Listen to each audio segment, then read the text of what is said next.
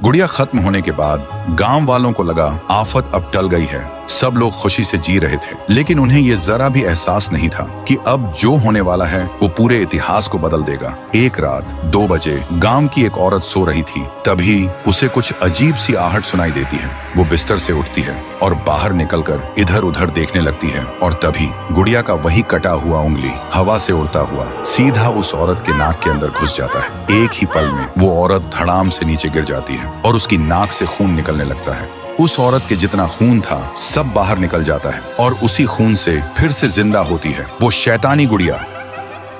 सुबह गांव में अफरा तफरी मच गया था। सब देखते हैं वो औरत जमीन पर पड़ी है, उसका पूरा शरीर नीला पड़ गया था। सब बोलते हैं इसके अंदर से किसी ने सारा खून चूस लिया है, पर किसी को कुछ समझ में नहीं आता आखिर ये किया किसने। तभी गांव में आता है इटाची बाबा। वो एक तांत्रिक था, पुराने मंत्र और शक्तियों का ज्ञानी। उसने देखा गांव में भीड़ जमा है और लोग घबराए हुए हैं। इटाची भीड़ के अंदर जाता है और वो देखता है जमीन पर एक औरत पड़ी है। वो एक पल के लिए रुक जाता है, उसका चेहरा सफेद पड़ जाता है और आंखों से आंसू निकल आते हैं, क्योंकि वो औरत कोई और नहीं उसकी माँ थी।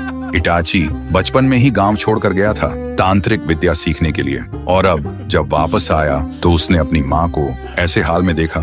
उसके मन में बस एक ही सवाल गूंज रहा था, काश मैं थोड़ा पहले लौट आता। लेकिन फिर भी वो सख्त मन से आंखों को बंद करता है और तभी उसे दिखाई देती है वही पुराना दृश्य, कैसे उसकी मां मरी थी और कैसे वो गुड़िया फिर से जिंदा हुई। इटाची के दिल में एक बार फिर से सदमा उतर जाता है। उसका मन तो मर गया था, लेकिन उसकी दृष्टि अब और गहरी होती जा रही थी, और तभी उसे एक और दृश्य दिखाई देता है। ग्रेवयार्ड के बीच खड़ी वही टूटी फूटी हवेली, और उसी हवेली के अंदर एक कमरे में अभी भी बना हुआ है वही आह्वान मंडल, और उस आह्वान मंडल के बीच खड़ी होकर गुड़िया सैकड़ों शैतानी शक्तियां प्राप्त कर रही है, और गुड़िया के आसपास काले साए नाच रहे हैं। ये सब दृश्य देखकर इटाची घबरा जाता है। वो तुरंत गांव वालों को कहता है अब तक जो हुआ वो सिर्फ एक इतिहास का पन्ना था, लेकिन अब जो होने वाला